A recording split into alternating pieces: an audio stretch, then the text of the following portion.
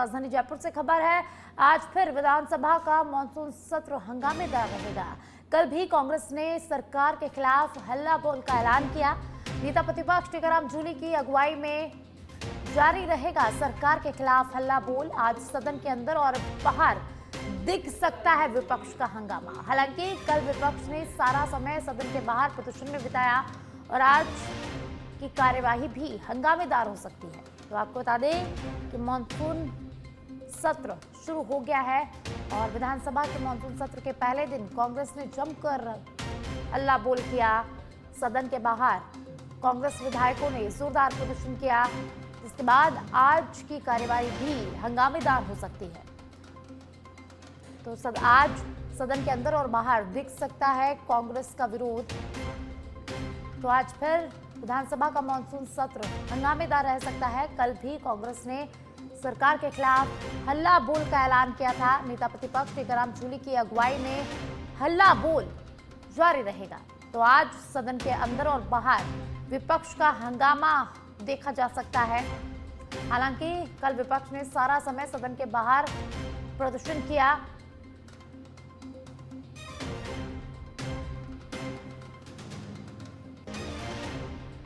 और अधिक जानकारी के लिए संवाददाता सुनील मेरे साथ फोन लाइन पर जुड़ चुके हैं, जानकारी उनसे लेंगे। सुनील, राजस्थान विधानसभा के मॉनसून सत्र का आज दूसरा दिन है। कल पहले दिन कांग्रेस ने जोरदार प्रदर्शन किया, सदन का बहिष्कार भी किया, तो आज क्या कुछ रहने वाला है? बिल्कुल साक्षी, देखिए ये मानसून सत्र बेशक छोटा है, यानी आज दूसरा दिन भी है और अंतिम दिन भी है। आज जो है विधानसभा की कार्रवाई है वो अनिश्चितकालीन के लिए स्थगित कर दी जाएगी। लेकिन देखा जाए कि छोटे सत्र लेकिन हंगामा बहुत ज्यादा देखा गया। कल विपक्ष जो है वो पूरे दिन सदन के बाहर ही रहा और बाहर जिस तरह से पहले पैदल मार्च किया और उसके बाद में जो हंगामा है वो देखा गया। कई सारे विपक्ष के मुद्दे थे, जिसमें मुख्य तौर पर जो सरकारी स्कूल हैं उनमें बाहरी व्यक्ति का जो प्रवेश पर प्रतिबंध लगाया है उसको लेकर पूरा प्रोटेस्ट किया गया था और दिन भर वो हंगामा देखने को मिला। लेकिन आज जो है वो जब सदन की कार्रवाई सुबह 11 बजे शुरू होगी तो उसमें प्रश्नकाल शून्यकाल भी होगा। तमाम जो कई कांग्रेस के विधायक है उन्होंने सवाल भी लगाए हैं अंदर। लेकिन कार्रवाई से पहले सुबह करीब 9-9:30 बजे के आसपास कांग्रेस के तमाम विधायक नेता प्रतिपक्ष टीकाराम जूली की के नेतृत्व में जो विधानसभा के सामने विधायक आवास है वहां पर इकट्ठा होंगे और एक बार फिर से आज के जो विरोध प्रदर्शन की रणनीति बनाएंगे। यानी जो इरादा है वो साफ है कि आज फिर से सरकार के खिलाफ पहले सदन के बाहर हल्ला बोल प्रदर्शन किया जाएगा और हो सकता है कुछ नारेबाजी करते हुए कुछ विरोध स्वरूप पोस्टर और बैनर हाथ में लेकर कांग्रेस के विधायक है वो सदन में प्रवेश करेंगे और इसके बाद में जब प्रश्नकाल शुरू होगा, शून्यकाल होगा, तब फिर से कई मुद्दों पर, कई सवाल जवाब पर पक्ष और विपक्ष के बीच तीखी बहस है वो देखने को मिल सकती है। तो कहा यह जा सकता है कि आज फिर से जो विधानसभा में है वो हंगामा देखने को मिल सकता है। कल तस्वीर थोड़ा उलट थी क्योंकि पूरे दिन सदन के अंदर जो शोकाभिव्यक्ति या जो औपचारिक जो कार्रवाई थी वो हुई, लेकिन विपक्ष पूरा है, कांग्रेस के तमाम विधायक वो बाहर थे और बाहर ही लगातार सरकार के खिलाफ नारेबाजी कर रहे थे, हंगामा कर रहे थे और विरोध प्रदर्शन कर रहे थे। लेकिन आज पहले जब विधानसभा शुरू होगी उससे पहले तमाम कांग्रेस के विधायक बाहर नारेबाजी करेंगे, बाहर विरोध प्रदर्शन करेंगे और जब सदन शुरू होगा तो आज ये माना जा रहा है कि तमाम जो कांग्रेस के विधायक हैं वो सदन के अंदर जाएंगे और उसके बाद में जब प्रश्नकाल और शून्यकाल होगा तब अपने सवाल जवाबों को लेकर भी वहां पर कई तरह का जो विरोधाभास और टकराव है सत्ता पक्ष और विपक्ष के बीच देखने को मिल सकता है। चुनाव के कारण ये सत्र है ये काफी संक्षिप्त रखा गया है। आज आखिरी दिन होगा मॉनसून सत्र का और आज जो है सरकार की तरफ से यूसीसी बिल जो है वो सिर्फ इंट्रोड्यूस किया जाएगा। अगला जो सेशन होगा नवंबर में बताया जा रहा है उसमें तमाम जो बिल हैं जो पेंडिंग है उनको पास किया जाएगा। जी सुनील, हमने कल भी देखा था कि विधायक आवास पर सभी विधायक इकट्ठा हुए थे, उसके बाद रणनीति बनाई गई थी और आज भी विधायक आवास स्थित लोन में सभी कांग्रेस विधायक इकट्ठा होंगे और आज फिर रणनीति बनाई जाएगी और आज सदन में हंगामे हो सकते हैं। किन मुद्दों को लेकर विपक्ष सरकार को घेरने वाली है आज? बिल्कुल देखिए, जब साफ तौर पर ये कहा जा सकता है कि राजस्थान में पंचायत और निकाय चुनाव का ऐलान हो चुका है, तो ऐसे में जो विपक्ष है वो ये चाहता है कि उनको अटेंशन मिले। और विधानसभा का जब मानसून सत्र चल रहा है तो विपक्ष इस मौके को भुनाना चाहता है। बड़े मुद्दों की बात करें तो सबसे बड़ा मुद्दा शिक्षा व्यवस्था को लेकर है, जो स्कूलों के हालात है, जर्जर भवन है, उसको लेकर विपक्ष लगातार सरकार पर निशाना साध रहा है। तो दूसरी तरफ जो स्वास्थ्य सेवाएं हैं उनको लेकर भी कल कई बातें सामने आई कि पिछले दिनों अलग अलग जिलों में जो सरकारी अस्पतालों में प्रसूताओं की मौत हुई थी, उसके बाद में जो स्वास्थ्य ढांचा है उस पर भी विपक्ष जो है वो सवाल खड़े कर रहा है। मोटे मुद्दे कानून व्यवस्था है, महिला सुरक्षा है, जो स्कूलों के हालात हैं और जो स्वास्थ्य सेवाएं हैं उनके बिगड़े हालात हैं, इनको लेकर विपक्ष है वो आक्रामक है और लगातार जो है सत्ता पक्ष पर हमला बोल रहा है। तो सदन के बाहर भी इसी तरह की मुद्दे हैं वो देखे गए और सदन के अंदर भी यही मुद्दे आज जो है वो देखे जाएंगे। इसके अलावा जो रोजगार है, युवा है, उनकी बात भी होगी, लेकिन सबसे जो मुखर होकर जो मुद्दे उठाए जा रहे हैं, जो बेसिक से मुद्दे हैं, जो आम जनता से सीधे जुड़े हुए हैं, जिसमें शिक्षा व्यवस्था और स्वास्थ्य व्यवस्था को लेकर विपक्ष है सबसे ज्यादा आक्रामक इस वक्त नजर आ रहा है। और यही स्थिति जो है वो आज भी देखने को मिलेगी, क्योंकि एक रणनीति तैयार की जाएगी कि किस तरह से विरोध स्वरूप पहले सदन के बाहर उनकी उपस्थिति दर्ज करवाएगा विपक्ष और उसके बाद में किस तरह के सवाल जवाब होंगे और सदन के अंदर क्या रणनीति रहने वाली है, किस तरह से विधायक सवाल करेंगे और अगर सत्ता पक्ष के जवाब से विधायक संतुष्ट नहीं है तो किस तरह से सदन में जो सत्ता पक्ष के विधायकों या मंत्रियों को घेरा जाएगा। तो ये पूरी रणनीति बनाई जाएगी और इन्हीं मुद्दों के इर्द गिर्द आज पूरा दिन रहने वाला है। हंगामा भी इन्हीं मुद्दों के इर्द गिर्द रहने वाला है। बहुत बहुत शुक्रिया सुनील इस तमाम जानकारी को साझा करने के लिए।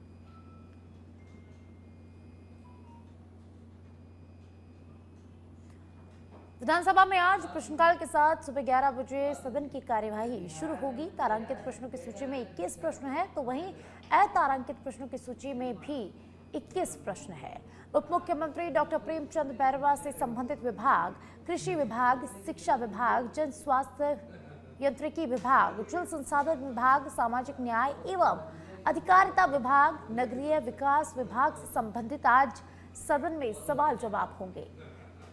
तो कार्य सलाहकार समिति का प्रतिवेदन आज सदन के पटल पर रखा जाएगा। सरकारी मुख्य सचेतक जोगेश्वर गर्ग 22वां प्रतिवेदन रखेंगे। सदन के मेज पर पत्रादि रखे जाएंगे। उप मुख्यमंत्री दिव्या कुमारी वित्त विभाग की 5 उप अधिसूचनाएं पटल पर रखेंगी। डॉक्टर प्रेमचंद बैरवा परिवहन विभाग की 6 अधिसूचनाएं रखेंगे। तो मंत्री गजेंद्र सिंह वित्त कर विभाग की 27 अधिसूचनाएं, वित्त आबकारी विभाग की 5 अधिसूचनाएं रखेंगे। गृह विभाग की 2 अधिसूचनाएं मंत्री जवाहर सिंह बेड़म रखेंगे। ऊर्जा विभाग की 5 अधिसूचनाएं ऊर्जा मंत्री हीरालाल नागर सदन के पटल पर रखेंगे। तो पंचायत राज विभाग की 2 अधिसूचनाएं मंत्री मदन दिलावर रखेंगे। राजस्व विभाग की 7 अधिसूचनाएं मंत्री हेमंत मीना रखेंगे। इसी के साथ नगरीय विकास विभाग की 44 अधिसूचनाएं मंत्री झापर सिंह खर्रा सदन के पटल पर रखेंगे। तो आज मॉनसून सत्र का दूसरा दिन है और आज सदन के पटल पर कई अधिसूचनाएं रखी जाएंगी। तो सुबह 11 बजे प्रश्नकाल के साथ सदन की कार्यवाही शुरू होगी और आज भी सदन के हंगामेदार रहने के आसार हैं। विपक्ष आज भी सदन में कई मुद्दों को लेकर हंगामा कर सकता है, सरकार को आज घेर सकता है।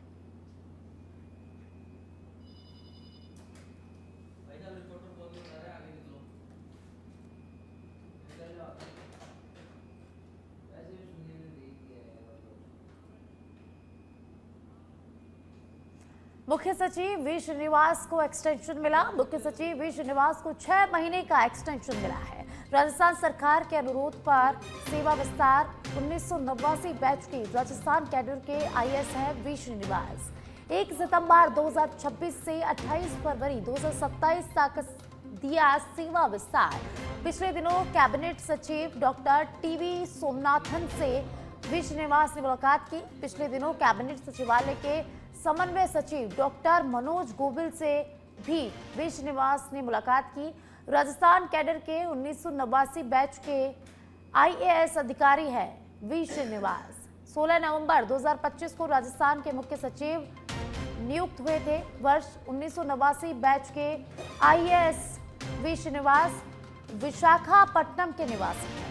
पूर्व प्रधानमंत्री पीवी नरसिम्हा राव के रिश्तेदार है वी श्रीनिवास। पूर्व पीएम नरसिम्हा राव की नातिन यानी कि दोहती है वी श्रीनिवास की पत्नी। वी श्रीनिवास ने केंद्रीय प्रतिनियुक्ति के रूप में लंबी सेवाएं दी। तो दिल्ली में इन्होंने लंबी सेवाएं दी। 35 साल की नौकरी में 17 साल तक वे प्रतिनियुक्ति के तौर पर केंद्रीय सेवाओं में रहे। अटल बिहारी वाजपेयी की सरकार में वे तत्कालीन विदेश मंत्री जसवंत सिंह के निजी सचिव रहे हैं। पिछले 4 साल से केंद्रीय प्रतिनियुक्ति पर रहे वी श्रीनिवास। 35 साल की नौकरी में 17 साल तक डेपुटेशन पर रहे वी श्रीनिवास। तत्कालीन विदेश मंत्री रहे, जसवंत सिंह के निजी सचिव भी रहे हैं। आईएमएफ में भारत के कार्यकारी निदेशक के तकनीकी सहायक भी वी श्रीनिवास रहे। 2 जिलों में कलेक्टर रह चुके हैं वी श्रीनिवास। पाली और जोधपुर जिले में कलेक्टर रहे हैं वी श्रीनिवास। और अब मुख्य सचिव वी श्रीनिवास का एक्सटेंशन हुआ है। 6 महीने का एक्सटेंशन दिया गया है। आपको बता दें कि 1989 बैच के राजस्थान कैडर के आईएएस हैं वी श्रीनिवास। 1 सितंबर 2026 से 28 फरवरी 2027 तक सेवा विस्तार दिया। पिछले दिनों में कैबिनेट सचिव डॉक्टर टीवी सोमनाथन से उन्होंने मुलाकात की। चलिए आगे बढ़ेंगे और अब खबर बीकानेर से है, जहां बीकानेर से बड़ी खबर सामने आई है। निकाय चुनाव से पहले एक पूर्व मंत्री का वीडियो वायरल हुआ है। शहर कांग्रेस अध्यक्ष पर टिप्पणी सहित कई कमेंट, अपनों के बीच दिल का दर्द बांटते दिखे पूर्व मंत्री। हालांकि निकाय चुनाव से पहले ये वीडियो कांग्रेस के लिए ज्यादा अच्छा नहीं है। शिकायत की भी यहाँ बात हो रही है। हालांकि सच बेधड़क वायरल वीडियो की पुष्टि नहीं करता है।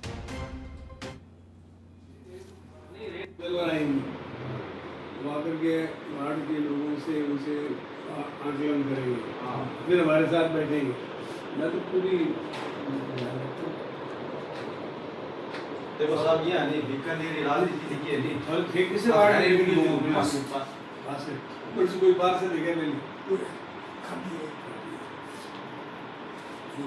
किस पहले दिन वो दिन कहूंगी हां वो एक बार नहीं रेड नहीं जीते रहे दिन काट नहीं लगा देखो बहुत आप चाहो तो नहीं कोई बड़ी बात कोई नहीं है। अरे मेरे बस का उधर मैं अभी कहने लगा आप बोल के मेरे इस बार ये समझ रहे हैं सारे लोग कि कार्यकारिणी मेरी विपरीत हुई। मैं को अशोक जी उससे को शिकायत कर गया।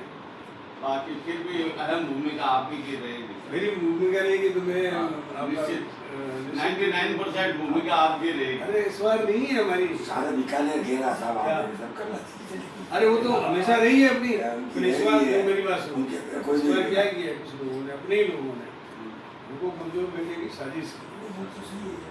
अब मदन मेघवाल सिटी में क्या मानता है, शेड्यूल कास्ट में बढ़ाना था तो अपने यहाँ शेड्यूल कास्ट में सबसे ज्यादा वाल्मीकि है, वाल्मीकि को बनाते कोई पहचान नहीं और हमारी सलाह से बनाते, हमारे बिगड़ पूछे उनको बना दिया। और बना करके आप देखो टोटल जो आदमी है, सुभाष जो है वो कांग्रेस के खिलाफ लड़ा, फिरोज पोस्ट के खिलाफ आदमी है हमारे, तो जनरल सेक्रेटरी बन गए। मेरी पसंद बनने देते हाँ। देखो साहब ये नहीं बीकानेर जब फिर बेटा बन से नहीं छोड़ो, आप इन्वॉल्व जरूर हो सब बिल्कुल तो है वो तो इन्वॉल्व हो तो मैं कह रहा हूँ ये दिशा उस दिशा है ना। बिल्कुल फोकस करो आप। आप विशेष ध्यान रखो और निश्चित है आपकी गाइडलाइन वगैरह में कदम भी होते कितनी कार्यकाल में विपरीत पड़ी होती है, बाकी आपकी गाइडलाइन जरूर होती है। ठीक है बताओ। मुख्यमंत्री भजनलाल शर्मा की नीतियों का यूएई मुरीद। भजनलाल सरकार की नीतियों में यूएई की दिलचस्पी, राजस्थान विदेशी निवेश में बन सकता है नया रिकॉर्ड। जयपुर में संयुक्त अरब अमीरात के डेलीगेशन से मुलाकात। मुख्यमंत्री भजनलाल शर्मा से मुलाकात हुई। शर्मा के साथ उच्च स्तरीय वार्ता यहां पर की गई है। रामबाग पैलेस में यूएई के मंत्रियों के साथ बातचीत हुई है। तो विदेशी डेलीगेशन ने मुख्यमंत्री भजनलाल शर्मा से कल बातचीत की। राजस्थान विदेशी निवेश में अब नए रिकॉर्ड बन सकता है। जयपुर में संयुक्त अरब अमीरात के डेलीगेशन ने मुख्यमंत्री से मुलाकात की। मुख्यमंत्री भजनलाल शर्मा की उच्च स्तरीय वार्ता। तो आपको बता दें कि कल रामबाग पैलेस में इनकी मुलाकात हुई। जयपुर के हवामहल विधानसभा क्षेत्र में आगामी नगर निगम चुनावों की तैयारियों को लेकर बीजेपी की संगठनात्मक बैठक आयोजित हुई। जनसुनवाई केंद्र पर हुई बैठक में मंडल अध्यक्ष, वार्ड संयोजक और जयपुर शहर के पदाधिकारी शामिल हुए। हवामहल विधायक स्वामी बालमुकुंद आचार्य महाराज ने नवनियुक्त वार्ड संयोजकों का स्वागत किया और उन्हें अपने अपने वार्ड में संगठन मजबूत करने की जिम्मेदारी दी। बैठक में वार्डवार बैठकें आयोजित करने, बूथ अध्यक्षों की नियुक्ति, बूथ समितियों के गठन और पन्ना प्रमुखों की व्यवस्था को लेकर चर्चा हुई। विधायक ने कहा कि मजबूत संगठन ही चुनावी सफलता का आधार है और कार्यकर्ताओं को पूरी निष्ठा से बूथ स्तर तक संगठन को मजबूत करना होगा।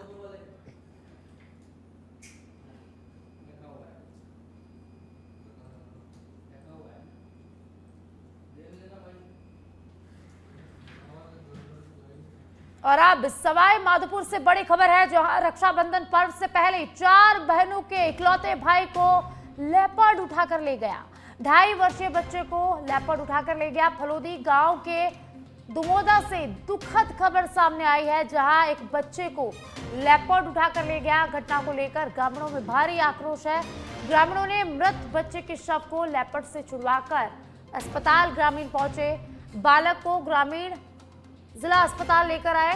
बालक दिलखुश को डॉक्टरों ने मृत घोषित कर दिया। वन विभाग के मौके पर नहीं पहुंचने को लेकर ग्रामीणों और परिजनों में भारी आक्रोश है। जिला अस्पताल में ग्रामीणों की भारी भीड़ इकट्ठा हो गई। घर के पास ही आंगन में खेल रहे बालक को लेपर्ड मुंह में दबाकर उठाकर ले गया पहाड़ी पर। संजय बैरवा की 4 बेटियों के बाद बालक जन्मा था और उसे लेपर्ड उठाकर ले गया। जिला प्रशासन अब समझाइश के प्रयास यहां पर कर रहा है। तो सवाई माधोपुर से बड़ी खबर है, जहां एक बच्चे को लेपर्ड उठाकर ले गया। 2.5 साल के बच्चों को लेपर्ड उठाकर ले गया। इसी के साथ ग्रामीण बालक को लेकर अस्पताल पहुंचे, जहां डॉक्टरों ने बच्चे को मृत घोषित कर दिया।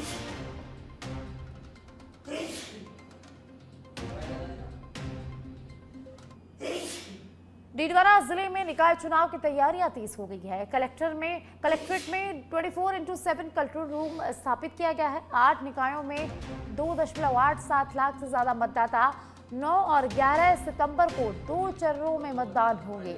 27 अगस्त से नामांकन प्रक्रिया शुरू होगी।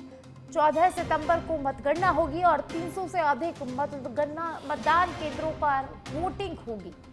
तो डीडवाना में निकाय चुनाव को लेकर तैयारियां तेज हो गई है। कलेक्ट्रेट में 24x7 कंट्रोल रूम स्थापित किया गया है। चुनाव की आचार संहिता चुनाव की घोषणा होने के साथ ही लग जाती है और जिसमें 27 तारीख से नॉमिनेशन हमारे यहाँ पे चालू होंगे। 31 तक नॉमिनेशन चलेंगे। उसके बाद नॉमिनेशन विड्रॉल का टाइम रहेगा और 9 और 11 2 दिन है वोटिंग के, जिसमें 4 जो हमारी आदि निकाय है वो पहले राउंड में 9 तारीख को और बाकी जो 4 निकाय है वो अगले राउंड में 11 तारीख को वहाँ पे चुनाव कराए जाएंगे। इसकी जो जिला स्तर पे समस्त तैयारियां है वो हमारी पूर्ण हो चुकी है। हमने सभी एसडीएम्स को निर्देशित भी कर दिया है, मीटिंग भी ले ली है उनकी, एमसीसी से रिलेटेड बात भी उनसे सबसे कर ली है कि आचार संहिता की पालना सुनिश्चित। जिला स्तर पे जो प्रकोष्ठ गठन होने थे वो सब हमारे स्तर पे हो चुके हैं, जो भी टेंडर। और आप धौलपुर से बड़ी खबर है, जहां आकाशीय बिजली गिरने से 3 लोग झुलस गए हैं। भैंस चराते समय पेड़ के नीचे बैठे थे तीनों लोग। तेज बारिश के दौरान पेड़ के पास बिजली गिरी और 3 लोग यहां पर झुलस गए हैं। 15 वर्षीय प्रवीण समेत 3 लोग गंभीर घायल हुए हैं। ग्रामीणों ने घायलों को जिला अस्पताल पहुंचाया। जिला अस्पताल में तीनों का उपचार जारी है। कोलारी थाना क्षेत्र के चंदे का पूरा गांव का ये पूरा मामला है।